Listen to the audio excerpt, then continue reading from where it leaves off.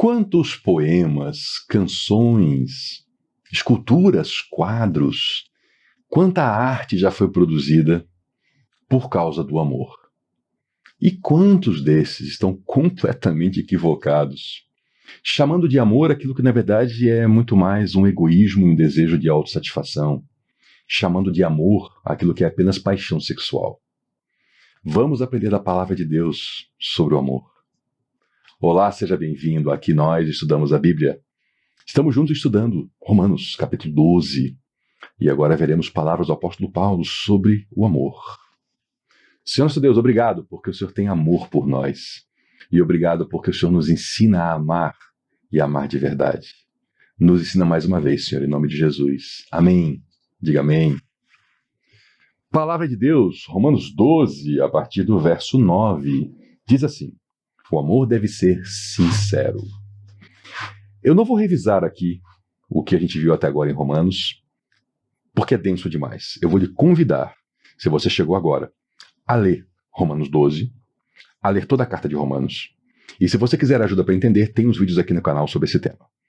Eu vou daqui para frente prosseguir, entendendo que você já entendeu o que vem antes. Se você não entendeu ainda, veja esse vídeo e depois revise. O amor deve ser sincero. E odeiem o que é mal e apeguem-se ao que é bom.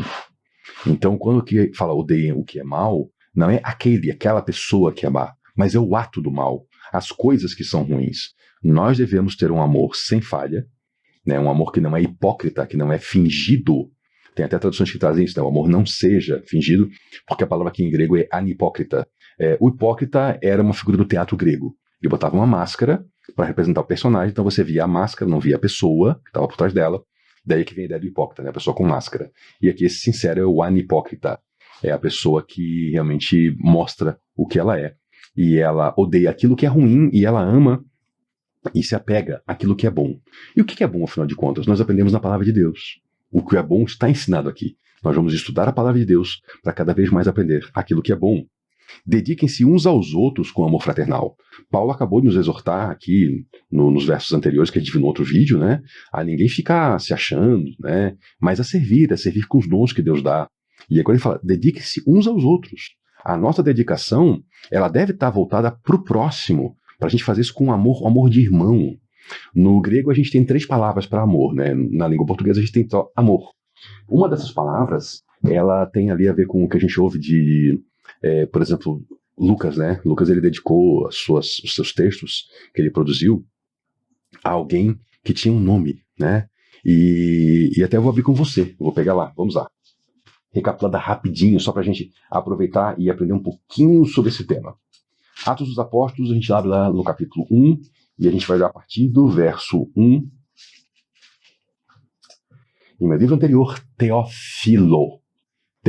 Pega esse filo, filos. Teo é de Deus, né? O que é esse filo? É uma espécie de amor. É um amor de amizade. É um amor de amigos, é um amor fraterno. Mas o grego também traz o eros, de onde vem a palavra erótico, que é aquela questão da sexualidade. É o desejo sexual. Mas também tem o ágape, que é essa plenitude do amor.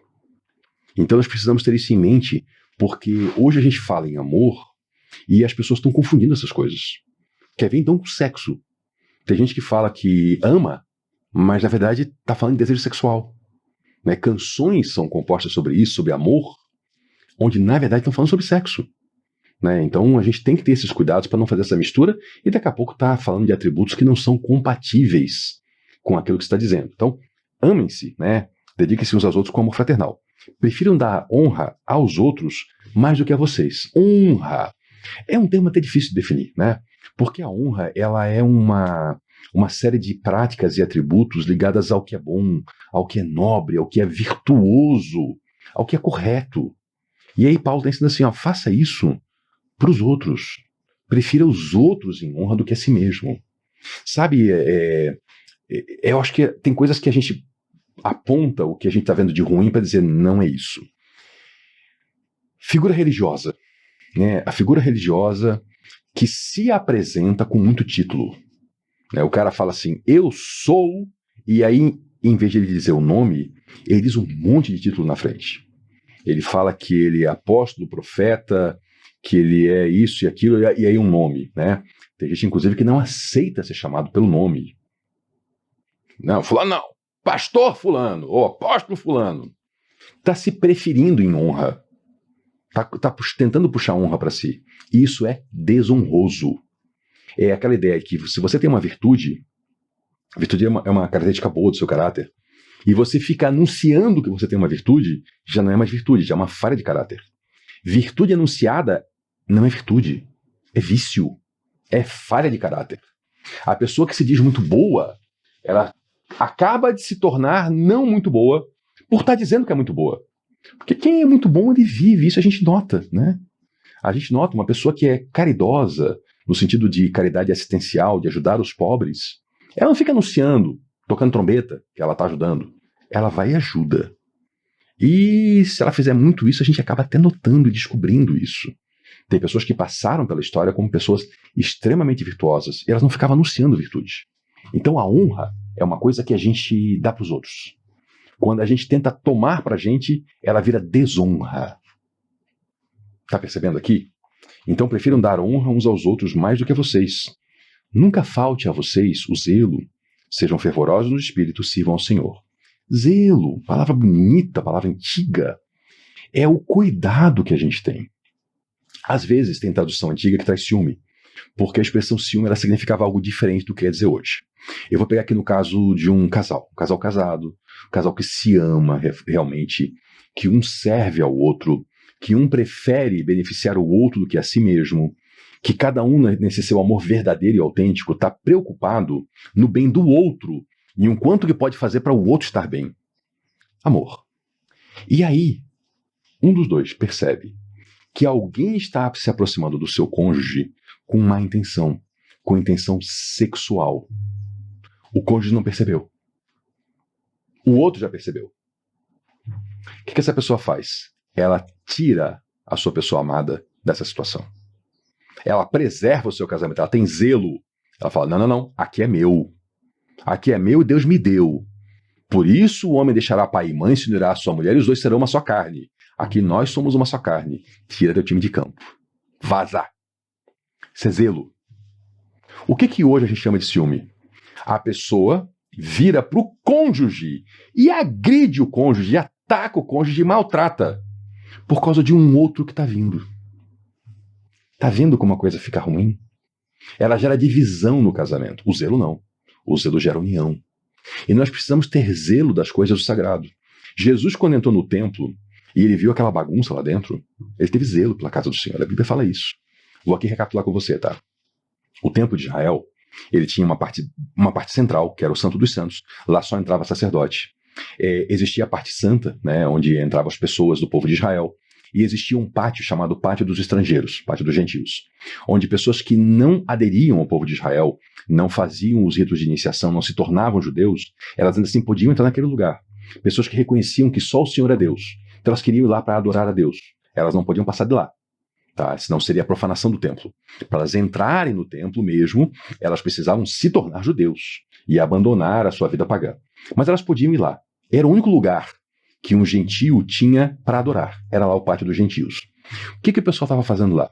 Eles estavam fazendo um comércio lá dentro, usando para fazer feira, para enganar as pessoas, fazer câmbio, fraudado, uma série de coisas. Então estava lá o sujeito tentando adorar a Deus, ele sabia o horário da oração, né? Então 15 horas, né? 3 da tarde, a hora do sacrifício da tarde, lá dentro estava acontecendo a adoração, e ele estava lá fora naquele pátio, né? Tentando adorar, e aí passava um cara empurrando ele, vindo com vaca, e aí a vaca fazia cocô no pé dele, e aí tinha animal fazendo xixi, aquele cheiro todo acontecendo, e gritaria do câmbio, e tal.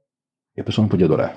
Jesus veio, olhou aquilo, e ainda vendo que o câmbio era fraudulento, que o comércio de animais envolvia fraude também, o que ele fez?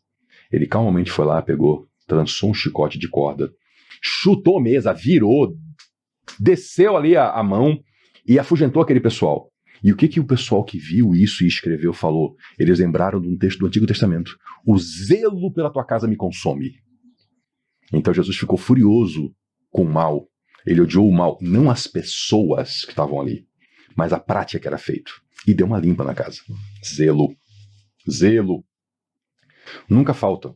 Sejam fervorosos no espírito. Não é para ser fervoroso em palavras, é no espírito. Um espírito fervoroso, um espírito aquecido pelo Espírito Santo, ele pode muito. Ele se mantém íntegro na adversidade. Ele continua caminhando na direção do que é correto. Ele não precisa de gritaria. Hoje se ensina a ser fervoroso na voz. Claro que às vezes o fervor do espírito da pessoa também extravasa na voz. Mas é muito mais fácil a gente ver gente fervorosa na voz e que são formiguinhas no espírito. Tá muito mais fácil. Porque é isso que está sendo ensinado. Eu já vi gente dizer isso. Eu já vi gente dizer que para você orar, você tem que gritar. Você precisa gritar. Gente dizendo, vocês que oram baixinho, parece que tá chamando um bichinho, um gatinho, zombando da oração dos irmãos. Olha o que está aqui. Fervorosos no espírito. Tenha você esse espírito forte. Leia a carta de Paulo aos Efésios depois. Leia lá no finalzinho, a armadura do espírito. Você vai ver que não tem a ver com tagarelice, com gritaria. Tem a ver realmente com o coração fortalecido no Senhor. Sirvam ao Senhor. Sirvam, sirvam, sirvam. Olha o conselho prático. Servir. Façam as coisas corretas. Gente, servir ao Senhor, a obra de Deus, não é aquilo que se faz entre quatro paredes na hora da celebração. A obra de Deus é o que se faz na vida toda. Tem gente que acha, eu estou envolvido com a obra, o que você faz? É lá dentro daquelas quatro paredes, lá. Tem gente que vai todos os dias a uma casa de oração chamada igreja, né? E acha que isso é obra do Senhor. E cadê a vida em família? E cadê o cuidar dos filhos? Cadê o cuidar do cônjuge? Cadê o cuidar da sua vida, da sua profissão, do seu futuro? Que exemplo você dá para os seus filhos? De que você é um fanático religioso? Isso é um péssimo exemplo. Gente, você pode viver um fervor na sua fé, profundo, intenso, indo menos à igreja e vivendo essa fé no dia a dia. Eu conheci famílias que queriam estar dentro de igreja, de casa de oração, todos os dias, de segunda a segunda, mas não faziam uma oração quando recebiam o alimento entregue por Deus. Aí está ensinando para os filhos o quê? Que vida de fé é lá naquele espaço. Aqui não, aqui vai, né? Ou como eu vi uma vez, presenciei essa situação, né, dentro de um local, a gente estava ali celebrando alguma data festiva, e aí a criança, no banco da frente, soltou um palavrão. E aí aquelas famílias que só vão na igreja quando tem data festiva. E aí o pai virou assim e falou, não fala isso não. Lá fora pode, aqui dentro não. Gente, é isso que o pai ensina pro filho. Sabe? Então essa divisão não existe. Sirvam ao Senhor é servir a Deus pela vida. Alegrem-se na esperança. Opa, isso aqui é importante. Isso aqui é importante. Gente, quando as nuvens negras da vida elas estão ao nosso redor, quando a gente está no meio da tempestade, a gente não enxerga, mas tem esperança. Então tem alegria na esperança. Alegria no caso concreto, naquilo que é realizado, é moleza. Né? Você tem a esperança de uma situação que você supere, é diferente, você não superou ainda. Então Paulo fala aqui, tem alegria aqui na sua esperança. Tem esperança em coisas boas e tem alegria nisso. Lá, o que a gente leu lá, o velho Jeremias no Antigo Testamento, trarei a lembrança, aquilo que pode me dar esperança. Tenham alegria na esperança. Sejam pacientes na tribulação. Tribulação é problema. Tribulação é dificuldade, é luta. Tenha paciência. Tenha paciência. Às vezes, a sua vitória, ela demora muito para acontecer. Às vezes ela é longa, você precisa de paciência. Você persevera na oração, sim, mas é necessário paciência. Imagine quantos e quantos anos houveram mães que oraram pela conversão dos seus filhos. Um dos grandes escritores da igreja lá do passado, considerado um doutor na fé, foi Agostinho. É o mesmo Agostinho que os católicos chamam de Santo Agostinho, um dos pais da igreja. Deixou escritos maravilhosos. Errou em muita coisa também, tem escritos dele que estão errados, sim. A mãe dele era uma mulher chamada Mônica, muito tempo orando pela conversão do filho. Mas, gente, passou anos essa mulher orando. Ela foi o quê? Ela foi paciente na tribulação, porque você não pensa que é moleza para uma mãe cristã, mulher de Deus, ver o seu filho crescendo profissionalmente e se perdendo no mundão. Era essa a realidade dele. Ela foi paciente. E ela fez o quê? Perseverou na oração. A gente orar, falar com Deus, não é dizer uma vez assim, e aí, Deus não me deu, então porque Deus não quer. Não, é perseverar. Quando é que a gente para de orar por uma coisa? Me ensinaram algo interessante, vou compartilhar com você. Quando eu tenho algo no meu coração, eu boto diante de Deus. E eu insisto, eu persevero, eu continuo e eu levo aquilo diariamente diante de Deus. Uma de duas coisas vai acontecer. Vai chegar um ponto em que Deus vai me colocar no entendimento que aquilo não é bom para mim. E eu não vou mais nem querer orar por aquilo. Deus vai me mostrar. Ou, se for bom, Deus vai me conceder. Só que isso pode demorar anos. Eu já vivi isso. Eu já experimentei coisas que foram anos orando para receber. E já experimentei coisas que depois de muito tempo orando eu entendi que não deveria nem orar por aquilo. Deus mudou meu entendimento. A renovação, a transformação da mente. Tem coisas hoje que eu estou orando há anos. Tem pessoas por quem eu oro pela conversão. Tem gente que eu oro pela conversão há mais de 20 anos. E eu continuo orando. Gente que já recebeu o anúncio do Evangelho e não tomou aquela decisão. Eu continuo orando, eu persevero na oração. E esse eu sei que é vontade de Deus. Persevere na oração. Compartilhe o que vocês têm com os santos em suas necessidades e pratique a hospitalidade. Todos nós recebemos bens, alguns mais, alguns menos. Eu falo bens, bens materiais, coisas que a gente compra. Comida que a gente compra no supermercado ou que a gente recebe, tira na lavoura. Coisas, roupas, bens. Compartilhem o que vocês têm com os santos. Quando Paulo fala aqui com os santos, não está se referindo à estátua na igreja. Tá? Eu sei que a porção católica da cristandade entende santo como isso. Santo, no conceito bíblico, são as pessoas que seguem a Deus. Porque santo, já lhe expliquei, quer dizer separado para um propósito especial. Todo o povo de Deus é santo. Então Paulo está dizendo o seguinte: compartilhe com as pessoas da fé que estão precisando. Você tem alimento em abundância? Procure alguém na sua comunidade. Se você não sabe quem é, converse com o seu pastor. Normalmente essas pessoas se dirigem ao pastor para pedir ajuda. E perguntam assim: pastor, quem que eu posso ajudar? Quem é que eu posso atender uma necessidade? Na minha família nós ganhamos o suficiente para ajudar, para sustentar mais uma pessoa. Tem, quem sabe, uma criança aqui na sua comunidade que a família não consegue manter? Quem sabe a minha família vai ser a família que vai dirigir o sustento para essa criança. Tem alguma criança aqui que precisa talvez de uma escola especial e a família não pode bancar e não há nessa região uma escola pública que atenda isso? Talvez a minha família consiga bancar e levar essa criança ao longo dos anos nessa escola com o sustento material. Procure atender às necessidades dos santos. Isso é uma exortação bíblica. Pratique a hospitalidade. Quando você receber alguém em sua casa, receba bem. Abençoem aqueles que os perseguem. Aqui Paulo vai entrar numa sessão sobre o bem e o mal que nos é feito e como é que a gente devolve do jeito correto.